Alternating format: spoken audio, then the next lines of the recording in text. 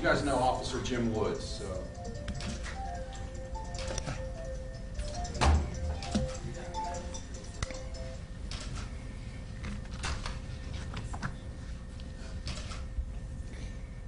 We ready? Okay. I'm Officer Jim Woods, Jimwoods, or lovingly referred to as the old guy with a bunch of auto theft experience by the guys I work with. Anyway, what we'd like to discuss today is the arrest of two individuals last Friday night.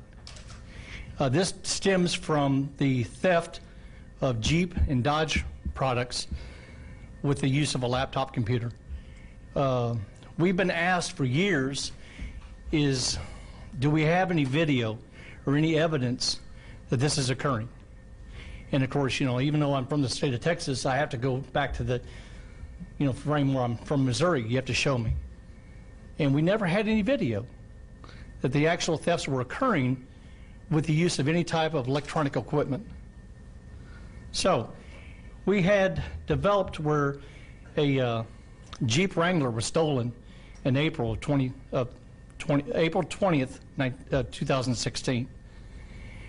The homeowner actually had video. We shared that video with Channel 11 and Channel 2, and they made a story on it.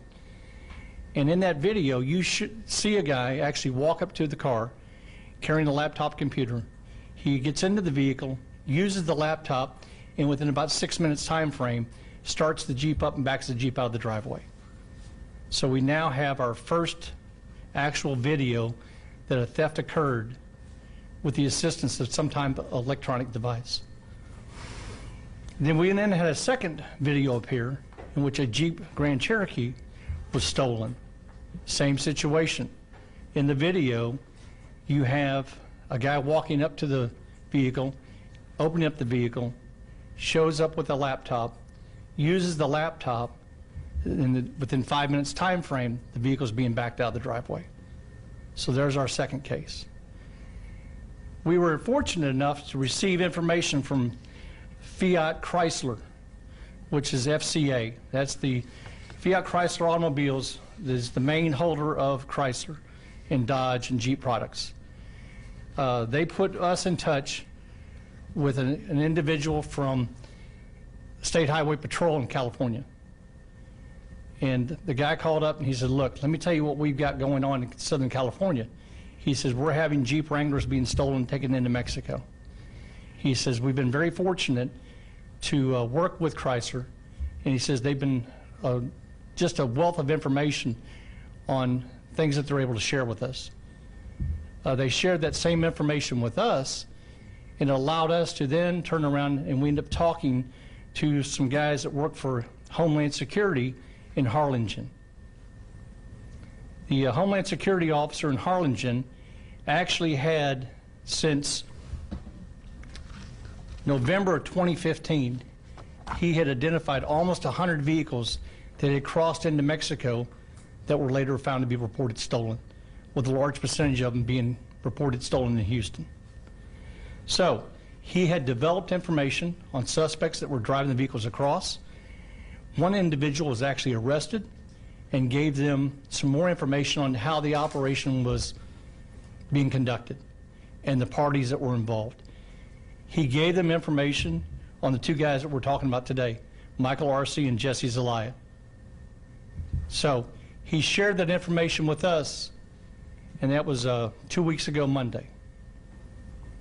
So once we had all that information and we now had a better idea of the parties that were involved, we turned around and were able to then start to surveil the suspects.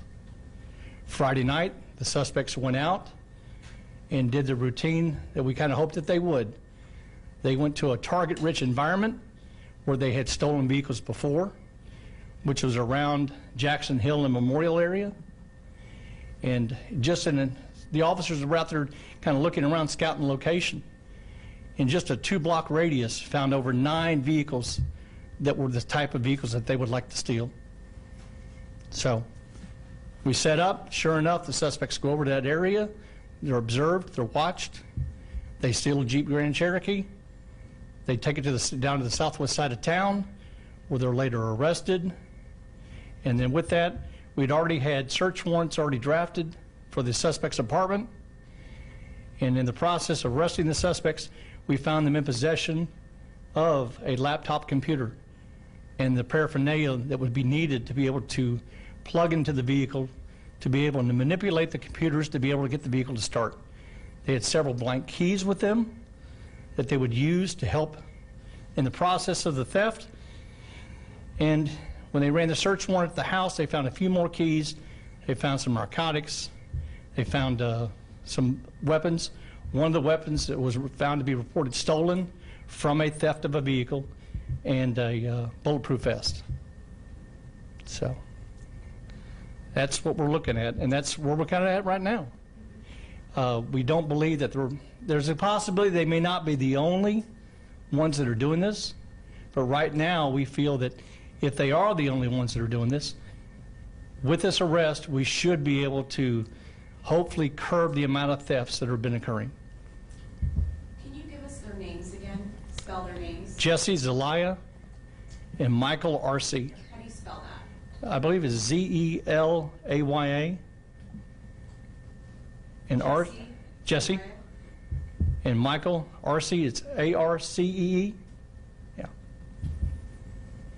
Which one's which? Let me walk around. I'll show you. This is Jesse Zelaya, and this is Michael R.C. Thank you. President, you'll get those mug shots with the charge information on the press release that will go out after the press Talk conference. about prevention. Getting that video too. Yeah. I don't know about the video. I'll have to check on that. Are they finding cars that are unlocked, or are they unlocking the cars also? Well, that's just it. It's, you know, we know for a fact on the video of the Grand Cherokee theft, the car was unlocked, and the owner even mentioned there was a good chance he had left it unlocked. So getting back to some of the prevention things you can possibly do is that always keep your car locked. Always, you know, no matter what you do, you have to realize and the understanding that if somebody has the ability and the knowledge to steal your car, they're going to be able to take it. There's not really probably a whole lot you can do about it. So you try to need to do as much as you can to discourage where you're not a victim. Just like we do for our houses. You know, they tell you to, you know, keep the shrubs cut low and have a lot of lights and keep everything locked up. Same thing for your car. If you've got a garage, get the couple $1,000s worth of junk out of the garage, put the $40,000 vehicle inside of it. I realize not everybody has that ability. Not everybody has, you know, more than just a one-car garage. So you run that risk that you can't always, you know, lock everything inside the garage. But if you can, utilize as much as possible. You can go as far as to, you know, possibly even changing out the factory alarm, getting something that interrupts where the ignition can't be started. You can spend as little as less than $100 getting a kill switch installed. You know, there are other things that you can do, but ultimately, you know, protect it. It's yours. And most of these cars are the push-start kind of cars? Some of them have been. Some of the Jeep Wranglers are not. Okay. So that's not always the case. But what you have is that as we've become, as a society, where we make things easier and easier, and even the manufacturers have done the same thing. They're using more and more technology to be able to control the vehicles, to be able to use the computers to allow the vehicles to run leaner, get better gas mileage, and things like that. The more computers that you have installed in the vehicles now become more of a risk that somebody that has the capability and the knowledge to be able to override those systems, to be able to manipulate the vehicle, to allow them to do what they would like to do with it. How these people get the technology to manipulate the cars? There are some things we found online where it appears to be some of this, it's pirated software. It's being sold overseas. And it's just software that allows a technician for a dealership to be able to access the vehicle's onboard computer to, like I say, check that the airflow sensor is working correctly, to make sure that the spark plugs are working right, how much pressure is one particular cylinder giving out over another one. You know, that's a common software thing that's available to a technician for a dealership. And if somebody has turned around and pirated that software, and then somebody turns around and uses that software for other illegal purposes, that's something we can't control. So these two have been arrested? Yes, Okay. Are there more people out there? there's always that like possibility. this? Okay. We have not received any more additional. We have one other person that we know of that we strongly believe that's in the first video of the Jeep Wrangler. We know who he is. He's currently been arrested in Florida, and so we're looking at the possibility of filing charges on him also. Are you guys releasing video of these two at all? Yes, I believe we are. I believe we should have the video of the Jeep Grand Cherokee theft. Okay. Their computer software is able to start the vehicles as well? Is that exactly Well, that's one thing we haven't really figured out. I'm not a computer guru, and I don't work for the dealership. The dealership's made well aware of it, and so is Chrysler themselves. We're not quite sure exactly what it is that and how they're manipulating the software to be able to get the vehicle to start. So you guys are dealing just as grand, because probably that's the software that they had, but it's possible that somebody else could.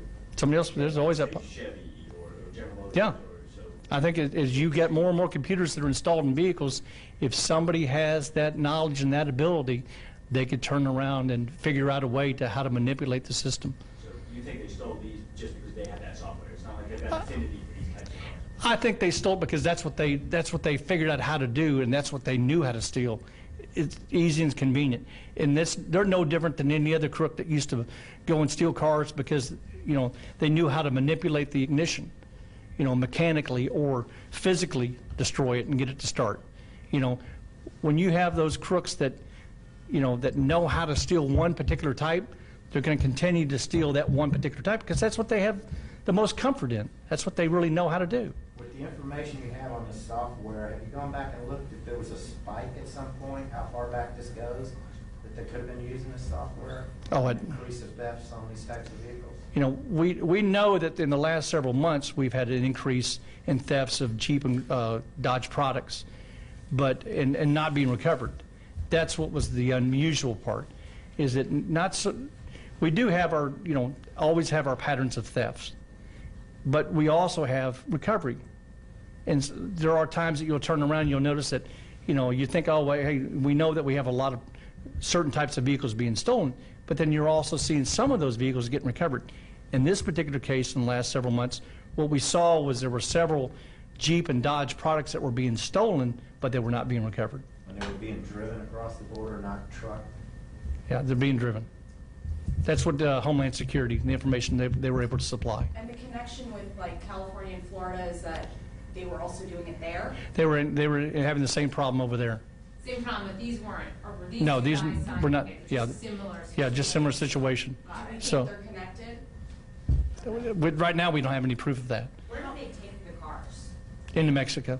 Well, I mean, like here in Houston, Oh, you had some in Garden Oaks area. You had some in Midtown. You had some in just on the fringe of West Side.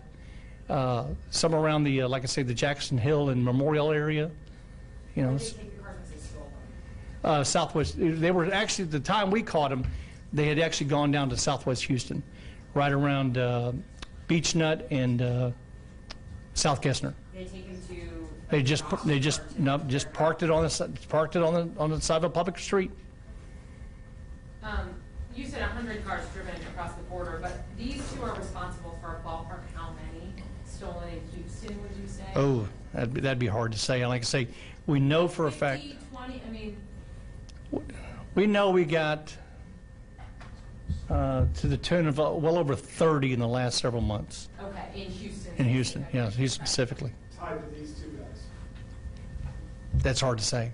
The only thing we do have, we know that one of them we firmly believe is in the video of the Jeep Grand Cherokee theft, and then we know for a fact that we caught him in the act of stealing one today. I mean Friday. Have they mentioned what was the profit that they get from stealing the car and transporting the car to Mexico? Have they mentioned the profits that they earn from these? HSI, the guy that Homeland Security had caught trying to drive a vehicle into Mexico, his information led him to believe that they were being paid $300 to drive it from Houston down to the border and another $150 to drive it across.